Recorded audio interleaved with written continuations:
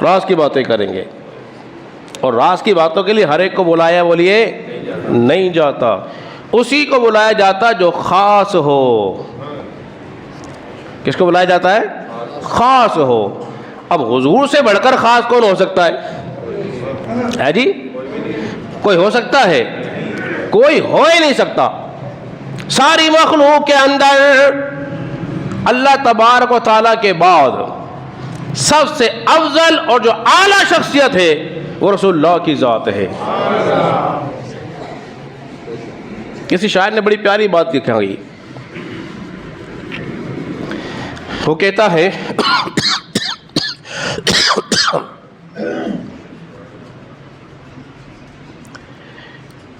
درود پاک پڑھے محبت کے ساتھ، تو پھر بیان کرتا ہوں۔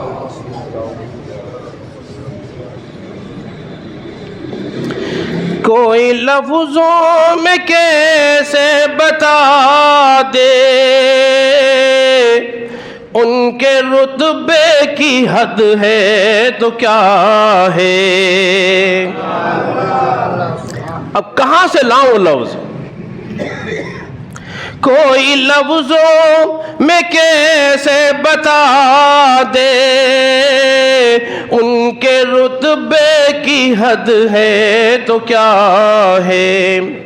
ہم نے اپنے بڑوں سے سنا ہے صرف اللہ ان سے بڑا ہے۔ ہم نے اپنے بڑوں سے سنا ہے صرف اللہ ان سے بڑا ہے۔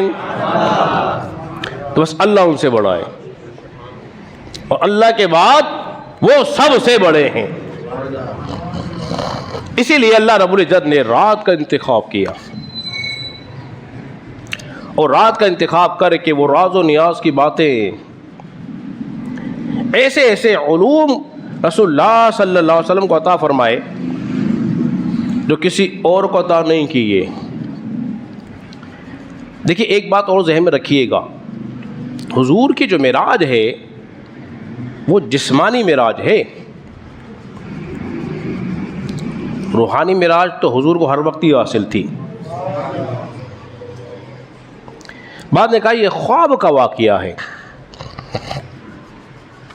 خواب کے اندر اگر آپ کہیں اور چلے جائیں، کوئی عجیب و غریب چیزیں دیکھ لیں تو اس پر کوئی اعتراض کرتا ہے؟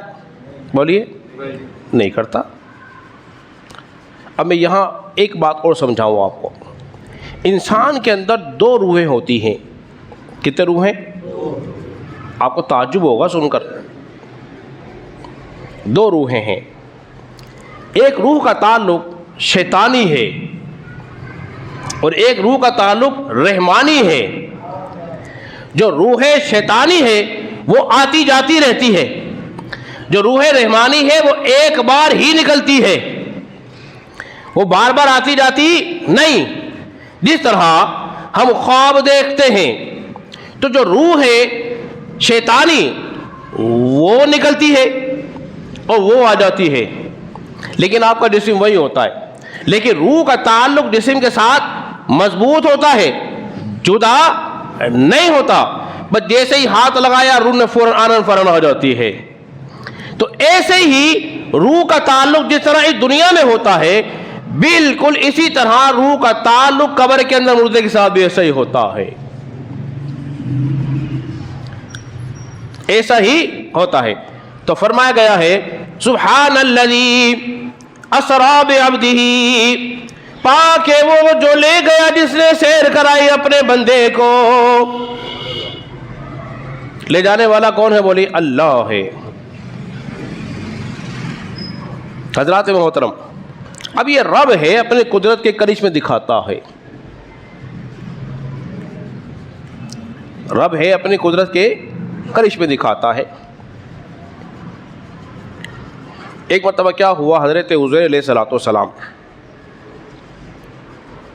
ایک ایسی بستی کے پاس سے گزرے، کیا دیکھا؟